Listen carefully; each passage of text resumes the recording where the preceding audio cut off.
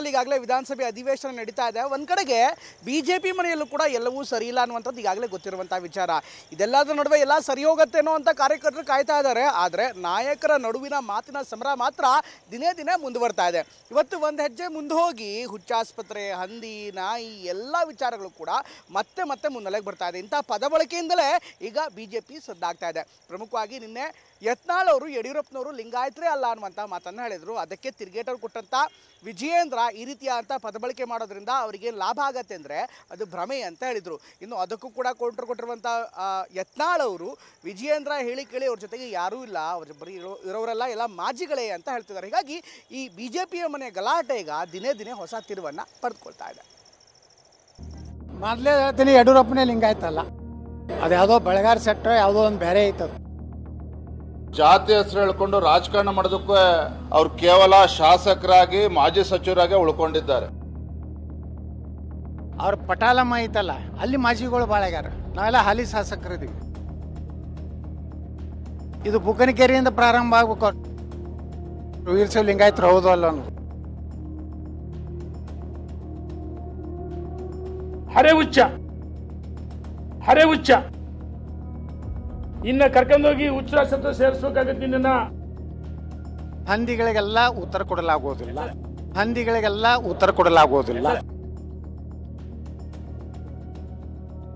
ಶಿಸ್ತಿನ ಪಕ್ಷ ಬಿಜೆಪಿಯಲ್ಲಿ ಅಶಿಸ್ತು ಬಂದು ಬಿಟ್ಟಿದೆ. ಬಣ ಬಡಿದಾಟದಲ್ಲಿ ಕಚ್ಚಾಟ ಹೆಚ್ಚಾಗಿದೆ. ನಾನಾ ನೀನಾ ನೋಡೇ ಬಿಡೋಣ ಅನ್ನೋ ಮಟ್ಟಿಗೆ ಜಿದ್ದಿಗೆ ಬಿದ್ದಿದ್ದಾರೆ. ವಿಜಯೇಂದ್ರ ವಿರುದ್ಧ ಸಮರ ಸಾರಿರೋ ಯತ್ನಾಳ್ ಬಣ ತಮ್ಮ ಲಿಂಗಾಯತ ಶಕ್ತಿ ಏನು ಅಂತ ತೋರಿಸೋಕೆ ಮುಂದಾಗಿದ್ರೆ, ಮತ್ತೊಂದೆಡೆ ವಿಜಯೇಂದ್ರ ಬಣ ತಮ್ಮ ತಾಕತ್ ಏನೆಂದು ಗೊತ್ತಾಗುತ್ತೆ ಅಂತ ಎಚ್ಚರಿಕೆ ಕೊಡ್ತಿದ್ದಾರೆ. ಹಾದಿ ಬೀದಿ ರಂಪಾಟ ಆಗ್ಬಿಟ್ಟಿದೆ. ಅದ್ಯಾವ ಮಟ್ಟಿಗೆ ಅಂದ್ರೆ ಹಂದಿ, ಅರೆ ಹುಚ್ಚು, ನೀನು ಲಿಂಗಾಯತನೇ ಅಲ್ಲ ಅನ್ನೋ ಮಟ್ಟಿಗೆ ಬಂದಿರೋದು ದುರಂತವೇ ಸರಿ. ಕೇಸರಿ ಮನೆಯಲ್ಲಿ ಬಣ ಫೈಟ್, ಹಾದಿ ಬೀದಿ ರಂಪಾಟ. ಹಂದಿ, ಅರೆ ಹುಚ್ಚು, ಬ್ಲ್ಯಾಕ್ ಮೇಲರ್, ಹುಚ್ಚಾಸ್ಪತ್ರೆ ಮಾತು. ಯತ್ನಾಳ್ ರೇಣುಕಾ ಮಧ್ಯೆ ಲಿಂಗಾಯತನೇ ಅಲ್ಲ ಯುದ್ಧ. ಹೌದು, ಹೈಕಮಾಂಡ್ ಎಚ್ಚರಿಕೆ ಕೊಟ್ಟರು, ಯಾರ ಮಾತುಗಳು ಮಾತ್ರ ಕಡಿಮೆ ಆಗ್ತಿಲ್ಲ. ಪಕ್ಷದಲ್ಲಿ ಹಿರಿಯ ನಾಯಕರೇ ಎಚ್ಚರಿಕೆ ಕೊಟ್ಟರು, ಯತ್ನಾಳ್ ಮಾತ್ರ ತಮ್ಮ ಮಾತು ನಿಲ್ಲಿಸ್ತಿಲ್ಲ. ಮತ್ತೊಂದ್ ಕಡೆ ವಿಜಯೇಂದ್ರ ಬಣದಲ್ಲಿ ಗುರುತಿಸಿಕೊಂಡಿರೋ ಎಂಪಿ ರೇಣುಕಾಚಾರ್ಯ ಹತ್ತು ಮೀರಿ ಮಾತನಾಡ್ತಿದ್ದಾರೆ. ಎಷ್ಟರ ಮಟ್ಟಿಗೆ ಅಂದ್ರೆ, ಏಯ್ ನೀನು ವೀರಶೈವ ಲಿಂಗಾಯತನೇ ಅಲ್ಲ ಅಂತ ಗುದ್ದಾಡ್ತಿದ್ದಾರೆ. ಯತ್ನಾಳ್ ರೇಣುಕಾ ಮಧ್ಯೆ ಲಿಂಗಾಯತ ವಾರ್. ಯಾರು ಲಿಂಗಾಯತರೇ ಇಲ್ಲ ಅವರಿಂದ. ಮೊದಲೇ ಹೇಳ್ತೀನಿ, ಯಡಿಯೂರಪ್ಪನೇ ಲಿಂಗಾಯತಲ್ಲ.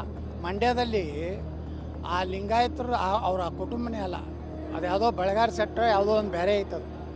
ಸುಮ್ಮನೆ ಲಿಂಗಾಯತ ಅಂತ ಹೇಳಿ ಪೋಸ್ ಕೊಡ್ತಾ ಇದ್ದಾರೆ. ಯಡಿಯೂರಪ್ಪ ಲಿಂಗಾಯತರೇ ಅಲ್ಲ ಹಾಗಾದ್ರೆ. ಹೋಗಿ ಅಲ್ಲಿ ಬುಕ್ಕನಕೆರೆ ಕೇಳಿ ಬರ್ರಿ. ಬುಕ್ಕನಕೆರೆಗೆ ಒಮ್ಮೆ ಒಂದು ಪ್ರವಾಸ ಮಾಡಲ್ಲ, ಹಿಂಗೆ ಕಾರ್ ತೊಗೊಂಡು ಹೋಗಿ ಹಿಂಗೇನೋ ಮಾಡ್ತಿರಲ್ಲ, ಅದು ಹಂಗೆ ಮಾಡಿ ಹೋಗಿ ಕೇಳ್ರಿ ಏನೇನು. ಯಡಿಯೂರಪ್ಪ ನಾನು ಲಿಂಗಾಯತ ಅಂತ ಟಾಮ್ ಹೊಡಿಸೋಕೆ ಅವಶ್ಯಕತೆ ಇಲ್ಲ.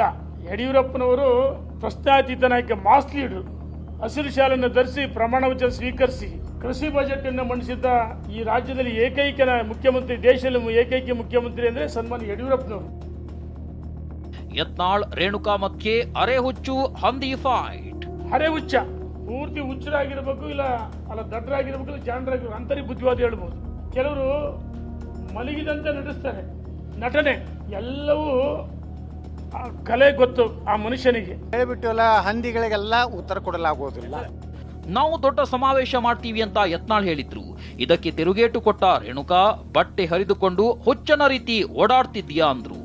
ಲಿಂಗಾಯತರನ್ನ, ವೀರಶೈವ ಲಿಂಗಾಯತರನ್ನ ಬ್ಲ್ಯಾಕ್ ಮೇಲ್ ಅವರೊಂದು ಭಯ ಇಟ್ಕೊಂಡು ಹೈಕಮಾಂಡ್ ಅನ್ಸೋಟ್ ಬಂದಿದ್ದಾರೆ. ಅವ್ರೇನಾರೇ ಅದುವೆ ನಾವು ಮಾಡ್ತೀವಿ, ದೊಡ್ಡ ಸಮಾವೇಶ ಮಾಡ್ತೀವಿ ಅಂದ್ರೆ ಅದು ಅವರ ಅದುವೆ. ಅವ್ರೇನು ಸಮಾವೇಶ ಆದ ಒಂದು ವಾರದಲ್ಲಿ ನಾವು ಒಂದು ದೊಡ್ಡ ಸಮಾವೇಶ ಮಾಡ್ತೀವಿ. ಅವ್ರಿಗಿಂತ 10 ಪಟ್ಟು ಜನ ನಾವು ಸೇರಿಸ್ತೀವಿ. ವೀರಶೈವ ಲಿಂಗಾಯತ ಸಮಾವೇಶ ಮಾಡ್ತೀವಿ ಅಂತ ಹೇಳ್ತೀವಿ. ಅದಕ್ಕೆ ನಾನು ಹೇಳಿದೆ, ನಿನ್ನೇನು ಹೇಳಿದೆ, ಇವತ್ತು ಹೇಳಿದೆ, ಇನ್ನು ಸ್ವಲ್ಪ ದಿವಸ ಹೋದ್ರೆ ತನ್ನ ಬಟ್ಟೆಯನ್ನು ತಾನೇ ಹರ್ಕೊಂಡು ದಾರಿಯಲ್ಲಿ ಬೀದಿಲಿ ಯಾವ ರೀತಿ ಓಡಾಡ್ತಾರೆ ಕೆಲವರು ಗೊತ್ತಲ್ಲ, ಅರೆ ಹುಚ್ಚರು. ಆ ರೀತಿ ನಿಜವಾಗ್ಲೂ ಅರೆ ಹುಚ್ಚರಾಗಿ ಓಡಾಡ್ತಾರೆ, ಸತ್ಯ ಇದು. ಇನ್ನ ಕರ್ಕೊಂಡೋಗಿ ಹುಚ್ಚರಾಸತ್ರ ಸೇರಿಸಬೇಕಾಗತ್ತೆ ನಿನ್ನ. ವಿಜಯೇಂದ್ರ ಯತ್ನಾಳ್ ಮಧ್ಯೆ ಮಾಜಿ ಹಾಲಿ ವಾಗ್ಯುದ್ಧ. ಕರ್ನಾಟಕ ರಾಜ್ಯದಲ್ಲಿ ಯಾರ್ಯಾರು ಜಾತಿ ಹೆಸರು ಹೇಳ್ಕೊಂಡು ರಾಜಕಾರಣ ಮಾಡೋದಕ್ಕೂ ಹೊರಟಿದ್ದಾರೆ ಅಥವಾ ಮಾಡ್ತಾ ಇದ್ದಾರೆ, ಅವ್ರು ಕೇವಲ ಶಾಸಕರಾಗಿ ಮಾಜಿ ಸಚಿವರಾಗಿ ಉಳ್ಕೊಂಡಿದ್ದಾರೆ. ನಾವೇನು ಮಾಜಿ ಆಗಿಲ್ಲ, ಮಾಜಿ ಆದವ್ರಿಗೆ ಹೇಳಿರ್ಬೇಕು. ಅವ್ರ ಪಟಾಲಮ್ಮ ಐತಲ್ಲ, ಅಲ್ಲಿ ಮಾಜಿಗಳು ಭಾಳ ಆಗ್ಯಾರ. ಮಾಜಿಗಳ ಸಂಖ್ಯೆ ವ್ಯಾಪಕವಾಗಿ ವಿಜೇಂದ್ರ ಹಿಂದೆ ಓಡಾಡ್ತಾ ಇದೆ. ನಾವೆಲ್ಲ ಹಾಲಿ ಶಾಸಕರಿದ್ದೀವಿ. ಯಡಿಯೂರಪ್ಪನು ಲಿಂಗಾಯತರು ಒಂದು ಜಾತಿದಿಂದ ಲೀಡ್ರ್ ಆಗ ಅದು ಹೇಳ್ಕೊಂಡು ಅದು ಲಿಂಗಾಯತರು ನಾನು ಲಿಂಗಾಯತರವನು ನಾನು ವೀರಶೈವ ಅಂತೇಳಿ ಮಾಡೇ ಅಲ್ಲಿ ಲೀಡ್ರ್ ಆಗಿದ್ದು. ಅದು ಹೋಗಿ ಅವ್ರ ಲಿಂಕ್ ಸರ್ಟಿಫಿಕೇಟ್ ಅಲ್ಲಿ ಬುಕ್ಕನಕೆರೆಯಾಗ ತೆಗೆದು ನೋಡ್ರಿ ಏನೈತಿ. ಇದು ಬುಕ್ಕನಕೆರೆಯಿಂದ ಪ್ರಾರಂಭ ಆಗ್ಬೇಕು. ಅವ್ರು ವೀರಶೈವ ಲಿಂಗಾಯತರು ಹೌದು ಅಲ್ಲ ಅನ್ನೋದು.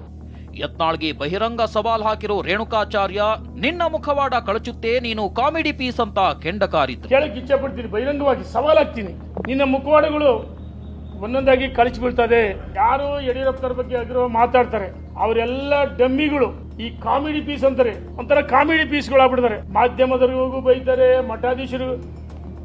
ಏನು ಹುಡುಗಾಟಿಕನ್ನ ಪೇಮೆಂಟ್ ಗಿರಾಕಿಗಳು ಸ್ವಾಮೀಜಿಗಳು ಅಂತಿಲ್ಲ. ವಿಧಾನಸೌಧ ಲಾಂಚ್ನಲ್ಲಿ ರೆಬಲ್ ನಾಯಕರ ರೌಂಡ್ಸ್. ಇವೆಲ್ಲದರ ಮಧ್ಯೆ ವಿಧಾನಸೌಧ ಲಾಂಚ್ನಲ್ಲಿ ಯತ್ನಾಳ್ ಬಣ ಶಕ್ತಿ ಪ್ರದರ್ಶನ ಮಾಡ್ತಿರೋದು ದೃಶ್ಯದಲ್ಲಿ ಕಂಡುಬಂತು. ರಮೇಶ್ ಜಾರಕಿಹೊಳಿ, ಬಿಪಿ ಹರೀಶ್, ಎನ್ಆರ್ ಸಂತೋಷ್ ಸೇರಿ 4 ಒಟ್ಟಿಗೆ ಹೊರಗಡೆ ತೆರಳಿದ್ರು.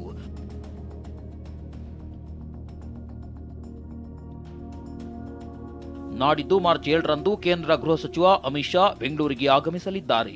ಇದೇ ಹೊತ್ತಿನಲ್ಲೇ ಬಿಜೆಪಿ ಬಣ ಬಡಿದಾಟ ಮತ್ತಷ್ಟು ತಾರಕಕ್ಕೇರುತ್ತಲೇ ಇದೆ. ಸಭೆಯ ಮೂಲಕ ಬಡಿದಾಟಕ್ಕೆ ಅಮಿತ್ ಶಾ ಬ್ರೇಕ್ ಹಾಕ್ತಾರಾ ಕಾದು ನೋಡಬೇಕಿದೆ. Bureau report, TV9.